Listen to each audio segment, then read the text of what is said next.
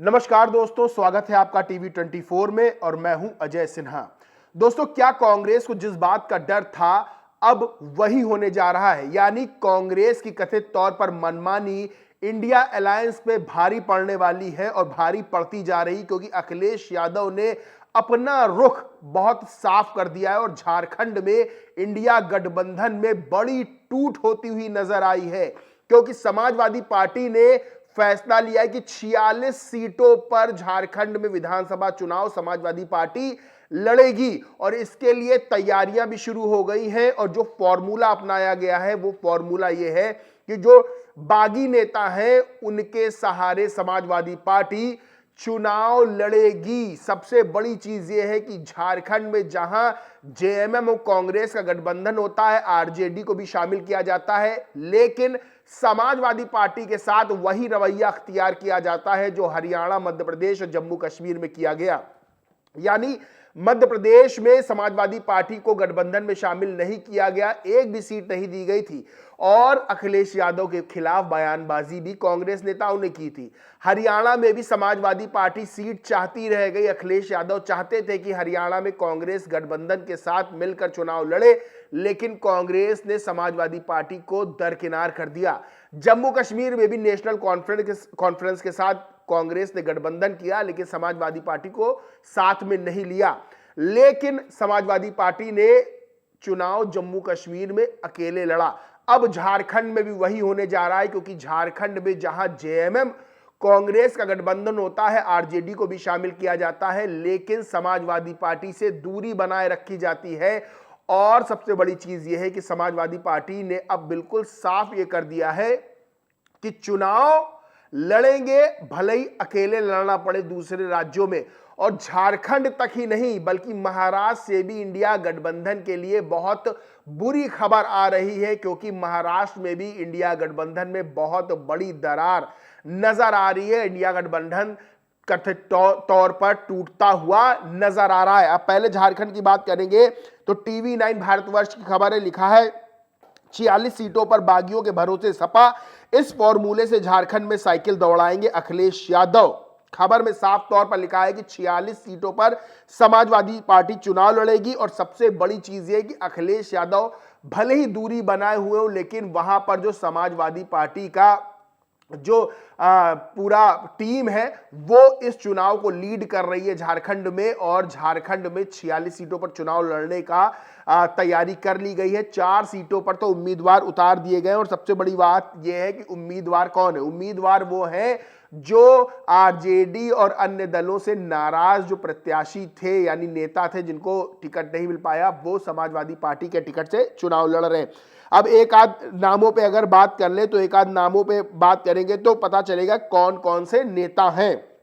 अगर गढ़वा सीट की बात करें तो सपा ने गिरिनाथ सिंह को उतारा है। गिरिनाथ जो है वो आरजेडी का सिंबल चाहते थे, लेकिन जो वो सीट थी वो गठबंधन के फॉर्मूले पर जेएमएम के खाते में चली गई। उसके बाद जो है वो सपा में गिरिनाथ सिंह जो है वो सपा में शामिल होगा और सपा ने उनको टिकट दिया है। सबसे बड़ी बात यह है कि गढ़वा सीट से गिरिनाथ विधायक रह चुके हैं और 2014 में उन्हें 53,000 वोट मिले थे। वहीं पलामू अगर सीट की बात कर ले तो आरजेडी उम्मीदवार रही लोकसभा चुनाव में। ममता भुइया ने भी सपा का दामन थाम लिया है। वहीं ममता को पलामू सीट से सपा ने अपना उम्मीदवार बनाया है और सबसे बड़ी बात यह है कि ममता को 4,81,000 वोट लोकसभा चुनाव में मिले थे। इसी तरह विश्रामपुर सीट से अंजू सिंह को सपा ने उतारा है। वो 2014 के चुनाव में यहां दूसरे नंबर पर इस सीट से रही थी।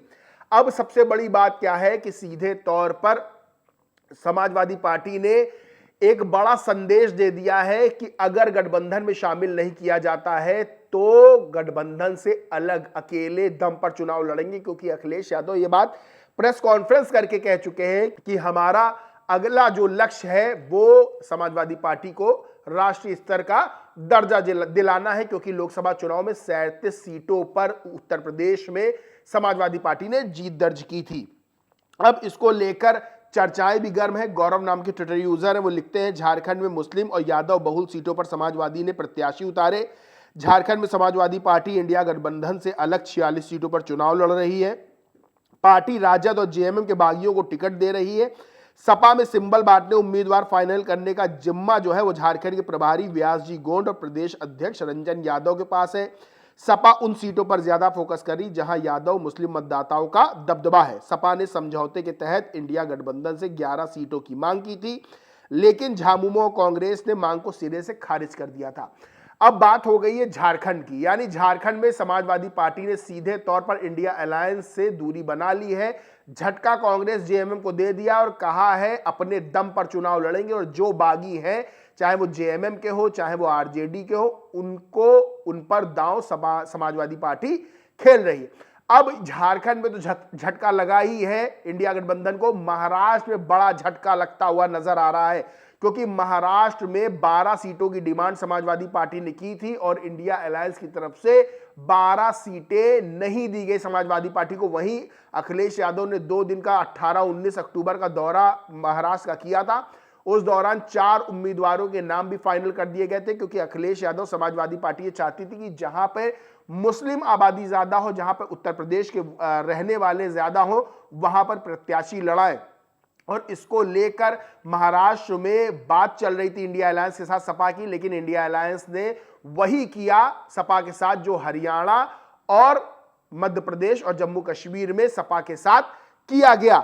अब महाराष्ट्र से भी खबर निकलकर सामने आ रही है कि सीधे तौर पर समाजवादी पार्टी ने संकेत दे दिए हैं बगावत के कि मेरी बात नहीं मानी गई, अब समाजवादी पार्टी वहां भी अकेले चुनाव लड़ेगी। यानी इंडिया अलायंस महाराष्ट्र में भी कथित तौर पर टूटता हुआ नजर आ रहा है। शेख जावेद नाम के ट्विटर यूजर लिखते, महाराष्ट्र पहुंचते ही सपा प्रमुख अखिलेश यादव जी का बयान, यानी जब महाराष्ट्र पहुंचे थे उस दौरान का इनका ट्वीट है। लिखा है, हरियाणा का हारा हुआ चुनाव बीजेपी ने जीत लिया, अब महाराष्ट्र और झारखंड में सभी इंडिया गठबंधन के दल एक साथ लड़कर भाजपा को हराएंगे, अखिलेश यादव का बयान था। वहीं हरियाणा में कांग्रेस मजबूत स्थिति में थी। माना जा रहा था कि बीजेपी 10 साल से सत्ता में, उसके खिलाफ एंटी इनकम्बेंसी फैक्टर काम कर रहा है।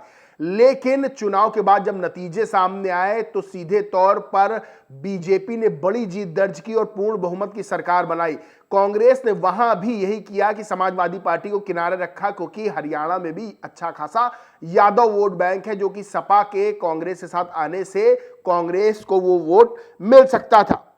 सबसे बड़ी चीज यह है कि हरियाणा के नतीजों के बाद अखिलेश यादव ने साफ तौर पर यह बात कही थी कि कोई बात नहीं, बात सीट की नहीं है, बात जीत की है, इंडिया अलायंस को जीतना चाहिए। लेकिन सबसे बड़ा सवाल यही खड़ा होता है कि आखिर कब तक अखिलेश यादव अपने कदम पीछे खींचते। अब उसी का जवाब झारखंड में मिला है और उसी का जवाब महाराष्ट्र में भी मिलने वाला है, क्योंकि महाराष्ट्र से जो खबर निकलकर सामने आ रही है वो सबसे बड़ी खबर है कि इंडिया अलायंस को तगड़ा झटका समाजवादी पार्टी देने वाली है। और सबसे बड़ी चीज यह है कि जहां 12 सीटों पर मांग कर रही थी सपा और उसको सीटें नहीं मिली, तो अब सीधे घोषणा कर दी है कि 25 सीटों पर महाराष्ट्र में समाजवादी पार्टी चुनाव लड़ेगी। क्या खबर है मैं बताता हूं। टाइम्स नाउ का ट्वीट है, खबर है, ट्वीट है, उसको रिट्वीट किया है अबू आजमी, जो कि प्रदेश अध्यक्ष है महाराष्ट्र के समाजवादी पार्टी के। लिखा है, if 5 seats not given SP will go solo, SP will announce 25 candidates for polls. I don't think MVA can resolve issue. No respect for small parties in alliance. SP chief Maharashtra के अबू आजमी, यानी सीधे तौर पर कहा है 5 सीटें नहीं दी तो समाजवादी पार्टी अकेले चुनाव लड़ेगी और 25 सीटों पर अपने प्रत्याशियों की घोषणा करेगी। और सीधे कह दिया है कि जो MVA है, महाविकास अघाड़ी, वो इस जो इशू है ये जो प्रॉब्लम है उसको सॉल्व नहीं कर पा रहा है। उसके बाद अबू आजमी ने एक और ट्वीट किया, लिखा 5 सीटें नहीं तो 25 पर सपा उम्मीदवार उतारेगी। यानी सीधे तौर पर अब अखिलेश यादव और समाजवादी पार्टी प्रेशर पॉलिटिक्स कर रही है। सीधे तौर पर कांग्रेस को बताना चाहती है कि क्षेत्रीय दल समझकर कमजोर ना समाजवादी पार्टी को समझा जाए, क्योंकि अगर समाजवादी पार्टी को साथ में नहीं लिया गया खेल बनाने के लिए तो अलग होकर समाजवादी पार्टी खेल बिगाड़ भी सकती है, क्योंकि साथ जाके जब खेल बना सकती है तो अलग जाके खेल बिगाड़ भी सकती है। बहरहाल झारखंड और महाराष्ट्र में सीधे तौर पर इंडिया अलायंस को झटका लगता हुआ नजर आ रहा है। और सबसे बड़ा सवाल यही खड़ा होता है कि क्या कांग्रेस क्षेत्रीय दलों को कथित तौर पर घास नहीं डाल रही है। यानी उत्तर प्रदेश में जब चुनाव लड़ना होता है तो कांग्रेस गलबैयां करती है समाजवादी पार्टी से, अगर जम्मू कश्मीर में चुनाव लड़ना होता है तो नेशनल कॉन्फ्रेंस से गलबैयां करती है, अगर झारखंड में चुनाव लड़ना होता है तो जेएमएम से गलबैयां करती है, अगर महाराष्ट्र में चुनाव लड़ना होता है तो वहां के क्षेत्रीय दलों से गलबैयां करती है। लेकिन जो दूसरे राजनीतिक दल हैं जिनका अरमान है आगे बढ़ने का, क्योंकि अखिलेश यादव ये कह चुके हैं कि अगला लक्ष्य हमारा राष्ट्रीय स्तर का दर्जा दिलाना है समाजवादी पार्टी को, तो क्या कांग्रेस ये चाहती है कथित तौर पर कि क्या जो क्षेत्रीय दल हैं वो आगे ना बढ़ पाए, क्योंकि कांग्रेस अपनी लीडरशिप में ही चुनाव लड़ना चाहती है। लेकिन हरियाणा और मध्य प्रदेश में जो हुआ वो सीधे तौर पर बताता है कि बिना क्षेत्रीय पार्टियों के साथ आए कांग्रेस बीजेपी को टक्कर नहीं दे सकती है। बहरहाल झारखंड और महाराष्ट्र में इंडिया अलायंस को, इंडिया गठबंधन को तगड़ा झटका लगता हुआ नजर आ रहा है और सीधे तौर पर अब अखिलेश यादव और समाजवादी पार्टी कांग्रेस को बताना चाहती है साथ नहीं लिया तो चुनाव में भुगतना पड़ेगा इंडिया अलायंस को। बहरहाल आप इस मामले पर क्या सोचते, क्या मानते, कमेंट करके जरूर बताएं। वीडियो अच्छा लगा हो तो लाइक करें, खूब शेयर करें और चैनल को सब्सक्राइब नहीं किया तो सब्सक्राइब करके बेल आइकन जरूर दबा लें। धन्यवाद।